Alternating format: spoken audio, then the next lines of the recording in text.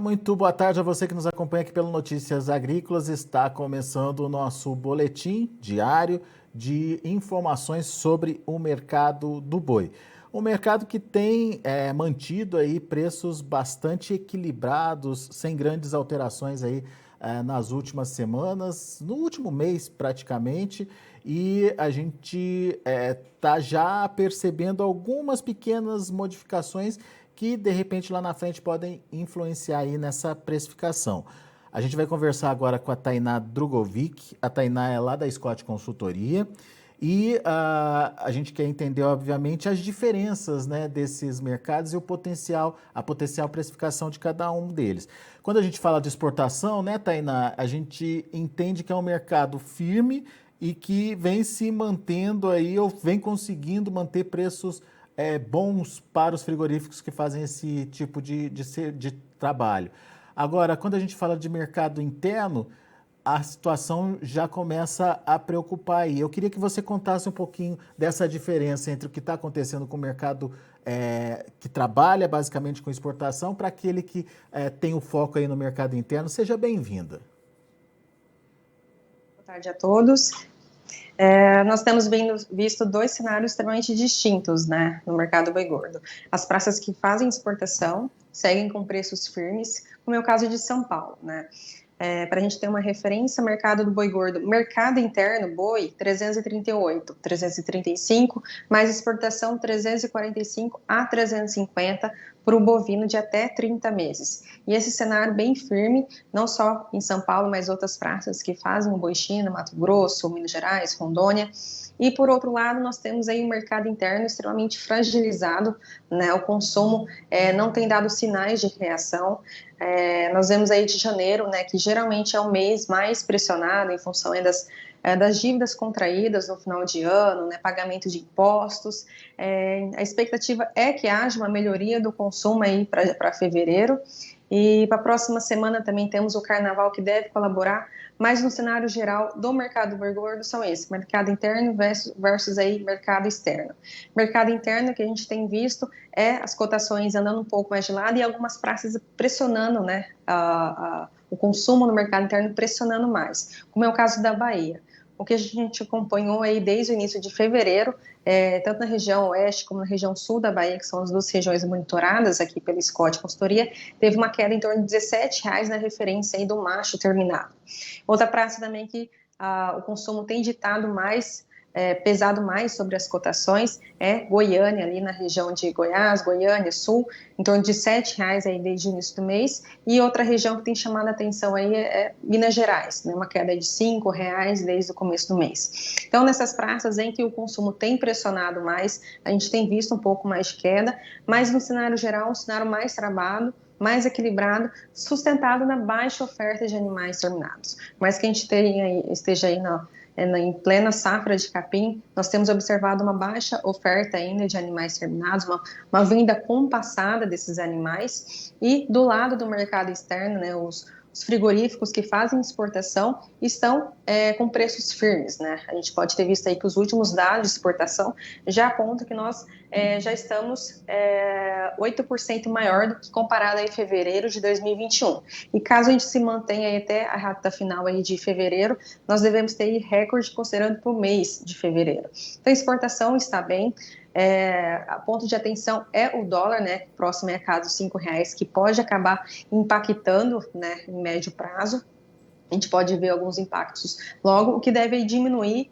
Caso isso ocorra, a gente deve diminuir aí esse ágio entre o boi China e o mercado interno. Então, são esses dois cenários distintos. Na praça geral, que a gente acompanhou hoje no levantamento da Scott Consultoria, das 32 aí praças pecuárias monitoradas, nós tivemos a estabilidade em 29 delas. Então, esse mercado um pouco mais travado, né, Alexandre, que a gente já tem acompanhando aí desde meados de fevereiro. Isso mesmo. Tainá, deixa eu só entender essa movimentação que você citou aí de pressão nas regiões Bahia, Goiás, Minas Gerais, foram os locais que você citou. Isso acontece porque aumentou a oferta, tem mais animais sendo colocados à disposição, ou tem problema de demanda lá, Tainá? É o problema da demanda. O que tem pesado mais lá é o consumo mais fragilizado, né? O pessoal lá tem reclamado bastante das vendas da região, e com isso, com o mercado boi gordo caindo também e o medo, né, de não aproveitar esse momento do boi um pouco mais alto, a gente acaba observando uma oferta melhor nessas regiões. Então, no cenário geral, a gente tem observado sim o consumo no mercado interno pesando sobre as cotações dessas regiões que eu citei.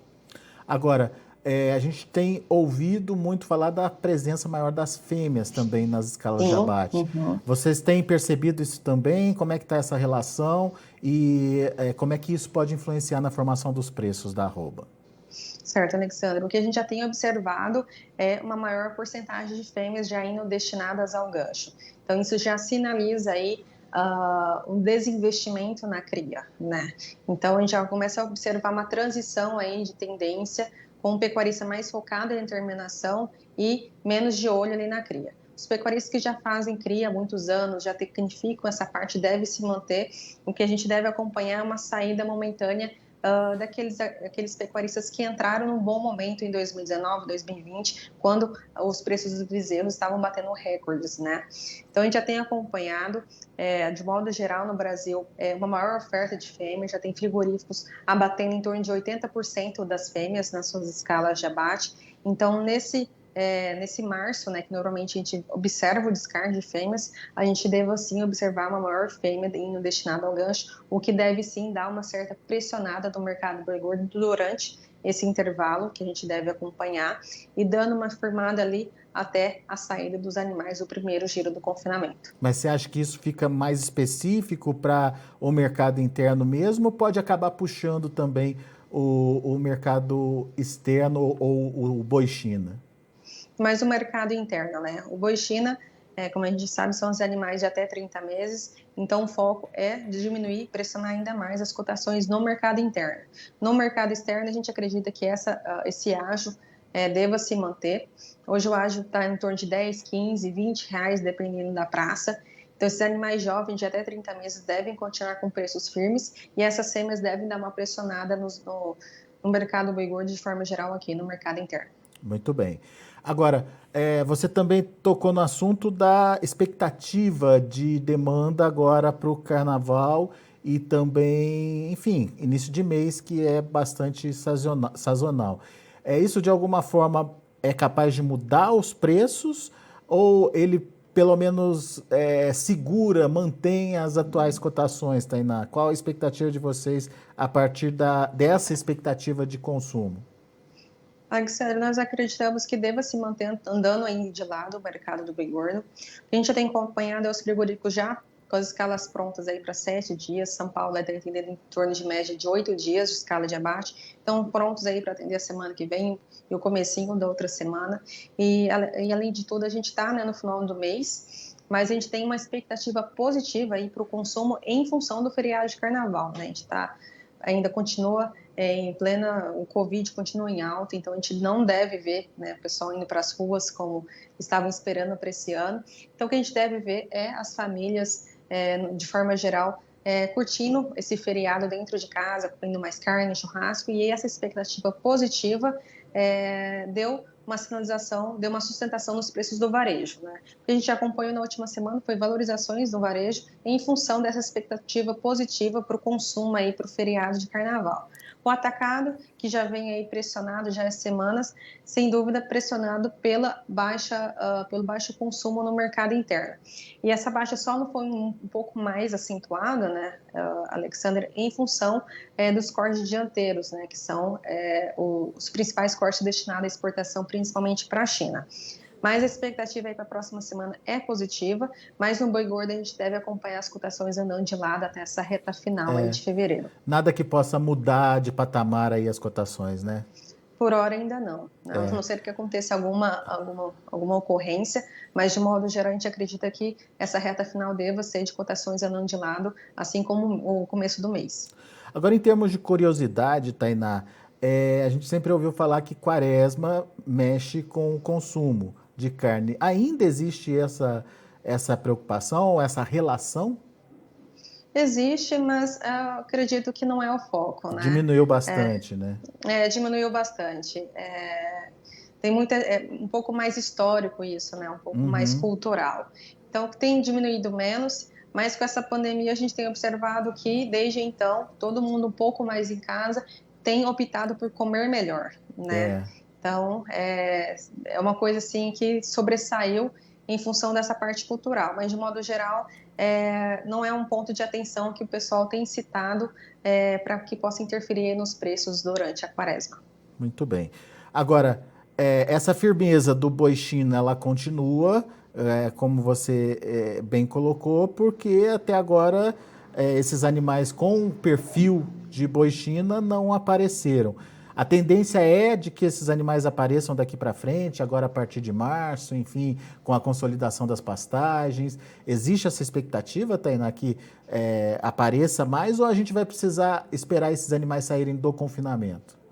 A expectativa é que haja um golinho ali desses animais, que devem estar aproveitando essa boa forragem, ainda com uma suplementação. Então, a gente deve acompanhar alguma oferta aí aparecendo, mas de modo mais grosso, sem dúvida, deve ser por volta aí do primeiro giro do confinamento, segundo giro, que a gente deve acompanhar uma maior oferta desses animais que atende aí as exportações. Por hora, ainda tem algumas praças que estão ainda com uma boa forragem, né? Ao contrário, por exemplo, do Mato Grosso do Sul, que o pessoal já tem reclamado bastante da falta de pastagem lá. Então, nessas regiões que ainda tem essa pouca forragem ainda, que dá para favorecer, que dá para entrar com uma suplementação, a gente deve observar um golinho aparecendo aí em curto e médio prazo. Mas a longo prazo, sem dúvida, essa maior oferta deve vir com os confinamentos. Legal. Tainá Drogovic, muito obrigado mais uma vez pela participação aqui conosco no Notícias Agrícolas. Volte sempre, Tainá. Obrigada, Alexandre. Obrigada a todos. E a Scott Consultoria sempre fica à disposição de todos. Uma boa semana e até a próxima. Até a próxima. Tainá Drogovic, Scott Consultoria, aqui com a gente no Notícias Agrícolas, analisando esse mercado do boi. Mercado bastante estável aí em termos de cotação. Vamos ver, inclusive, como estão as negociações lá na B3. Olha aí, B3 subindo hoje, até de forma expressiva. Em fevereiro, 345,70, alta de 0,51%. O março, 341,55, subindo 0,57%. Abril, R$ 332,00, alta de 0,61%. E o maio, R$ 328,70, subindo 0,21%. Indicador CPEA fechou o dia de ontem pertinho ali dos 350, 348,40, nova alta de 1,4%. Se não me engano, é um dos maiores valores nominais aí dos últimos tempos para a arroba medida através do indicador. A gente vai tentar aí conversar com o CPEA para reforçar essa informação, mas me parece que é isso mesmo. Então, 348,40, alta de 1,4%, o mercado sentindo aí uma possibilidade de melhora dos preços, portanto. Muito bom, a gente vai ficando por aqui, agradeço muito a sua atenção, a sua audiência, lembrando que o Notícias Agrícolas está há 25 anos ao lado do produtor rural.